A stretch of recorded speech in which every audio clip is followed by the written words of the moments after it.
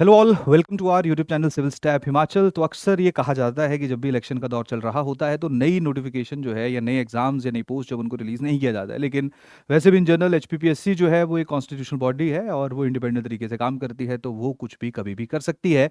और इसी का ही जो उदाहरण है वो इस स्पेसिफिक वीडियो के जरिए मैं आप लोगों के साथ शेयर करने जा रहा हूँ, जहाँ पे ये न्यूज़ है आप सब लोगों के लिए काफ़ी महत्वपूर्ण न्यूज़ है कि एचपीपीएससी के द्वारा फाइनली इस साल होने वाले Himachal Pradesh administrative services examination की जो नोटिफिकेशन है उसको रिलीज़ किया गया है।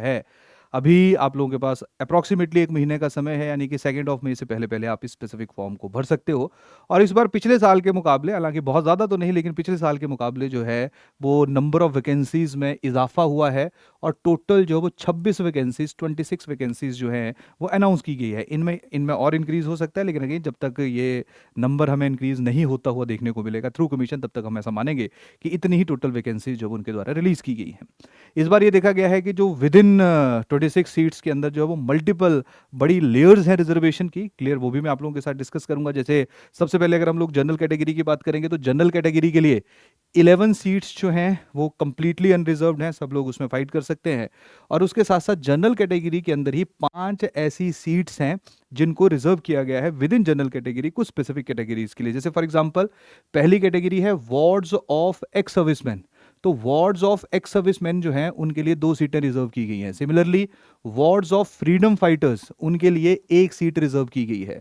इसके साथ साथ जनरल के अंदर जो है जो विजुअली इंपेयर्ड है उनके लिए 1 सीट रिजर्व की गई है।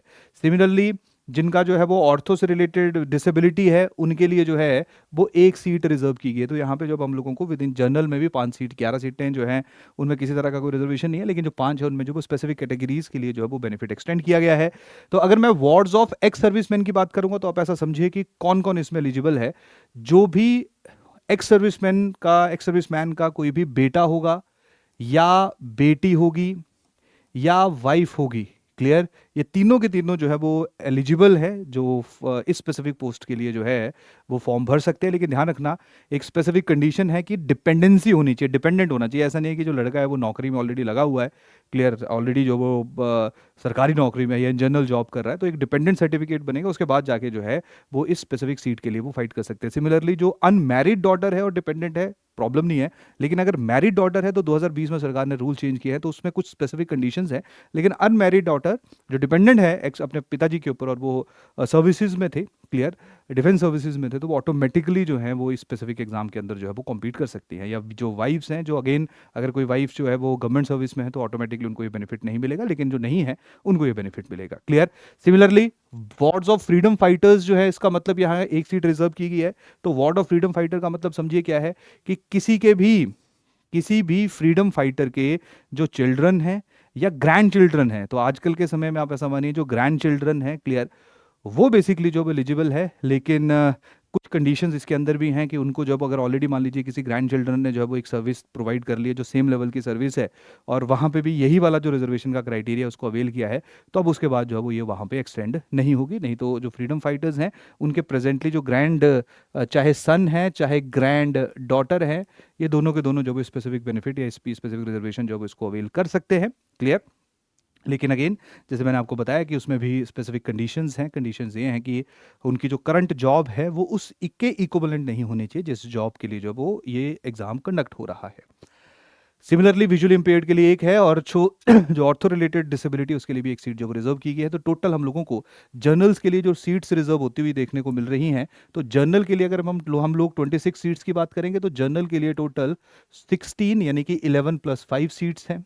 अगर हम लोग शेड्यूल कास्ट कम्युनिटी के लिए बात करें तो 3+1 है। 3+1 का जो यहाँ पे मतलब क्या है कि जो वार्ड ऑफ एक्स सर्विसमैन है, क्लियर, 1 सीट उनके लिए रिजर्व की गई है। ओबीसी की अगर हम लोग बात करेंगे तो अगेन 3+1 है, वार्ड ऑफ एक्स सर्विसमैन जो है उनके लिए 1 सीट रिजर्व है। 3 जॉब ओपन है सबके सारे ओबीसीज के लिए। ईडब्ल्यूएस के लिए जो है वो 1 सीट रिजर्व की गई है। जो एक्स सर्विसमैन है, पिछली बार 1 भी सीट नहीं थी, इस बार जो एक्स सर्विसमैन के लिए हम लोगों को 1 सीट जो है वो देखने को मिलेगी। क्लियर। तो ये टोटल जो है वो हमारी 16 और हमारी जो है 17 हो गया, 24, 5 और 26, तो टोटल जो है वो 26 सीट्स जो है इस बार अनाउंस की गई हैं। तो आप लोग जो है वो इस स्पेसिफिक जो बाकी, क्योंकि आई थिंक जो इस बार जो एक्सटेंड किया गया रिजर्वेशन वो कैटेगरीज बहुत ज़्यादा है, तो वहाँ पे थोड़ा सा कन्फ्यूजन हो सकता है। तो आप जो भी आप लोगों को कमीशन के द्वारा नोटिफिकेशन दी जाएगी उसको थोड़ा सा डिटेल में पढ़ लीजिएगा।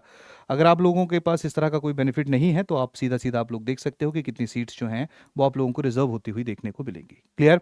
अब हम लोग देख लेते हैं कि किस किस डिपार्टमेंट में, ये जो मैंने पोजीशंस की बात की, किस किस डिपार्टमेंट में कितनी कितनी सीट्स हैं। तो सबसे पहले अगर आप लोग एचएएस की बात करेंगे, जो सबसे ज़्यादा प्रेस्टीजियस सर्विस जो है वो कंसीडर की जाती है, तो उसमें टोटल 8 सीट्स हैं। अगर हम लोग district controller food civil supplies and consumer affairs की बात करें तो वहाँ पे जो वो 2 सीट्स आपको देखने को मिलेंगी। डिस्ट्रिक्ट वेलफेयर प्रोविजन ऑफिसर में जो वो आपको 3 सीट्स देखने को मिलेंगी। तहसीलदार में आप लोगों को जो वो 9 सीट देखने को मिलेगी। तो नॉर्मली जो तहसीलदार और एचएएस वाली पोजीशंस है, ये काफ़ी ज़्यादा ऐसी पोजीशन है जो हम लोगों को रेगुलर, ऑलमोस्ट रेगुलर बेसिस के ऊपर जो वो देखने को मिलती है। लेकिन काफ़ी पोस्ट इस पर ऐसी आई हैं जो पहली बार ही हम लोग जो वो नोटिफिकेशन के जरिए, या पहली बार या कभी कभी जो है वो हमें नोटिफिकेशन के जरिए जो है वो देखने को मिलती है। इसके बाद नेक्स्ट पोजीशन की अगर हम लोग बात करेंगे तो आगे पंचायती राज में जो है डिस्ट्रिक्ट पंचायती ऑफिसर की एक सीट जो वो रिजर्व की गई है। उसके साथ साथ असिस्टेंट रजिस्ट्रार कोऑपरेटिव सोसाइटी में जो वो 3 सीट्स जो है वो आप लोगों को जो है वो इस बार डिक्लेयर की गई हैं। दोनों, ये दोनों जो है आपके अनरिजर्व्ड सीट्स हैं। क्लियर? तो इस तरह से जो है वो total number of 26, total number 26 vacancies जो है वो कमीशन के द्वारा रिलीज की गई हैं। तो अब ध्यान रखिए कि ये स्पेसिफिक समय आ चुका है जहाँ पे आप सब लोगों को जो है एग्जाम के ऊपर अपना ध्यान केंद्रित करना है।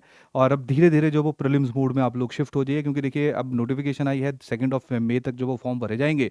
तो उसके बाद जो है वो जून में पेपर होने की संभावना है। अगर जून में नहीं होगा तो उसको अब बताया, उसके बाद आप लोगों को या तो जुलाई के फर्स्ट वीक में नहीं होगा तो उसके बाद जो है वो बरसातों के कारण जो है वो पेपर फिर हम लोगों को पिछले हर साल की तरह, पिछले 2-3 सालों की तरह जो है वो सितंबर या अक्टूबर में होता हुआ देखने को मिल सकता है। लेकिन आप ऐसा मानिए कि जून के लिए जो वो प्रिपरेशन करनी है आप लोग शुरू कर दीजिए, क्योंकि तब तक इलेक्शंस जो है वो खत्म हो चुके होंगे और नोटिफिकेशन रिलीज हुई है। अपनी प्रिपरेशन जो है उसके ऊपर और ध्यान केंद्रित करिए। और अब इस पूरे समय में किस तरह से हम लोगों को प्रीलिम्स एग्जामिनेशन को जब अप्रोच करना है उसके ऊपर जब हम लोग जल्दी ही आप लोगों के साथ डिस्कशन करेंगे। डन। तो इसी के साथ आज का जो सेशन है इसको हम लोग खत्म कर रहे हैं। कल मिलेंगे, तब तक के लिए बहुत बहुत धन्यवाद। Thank you, take care.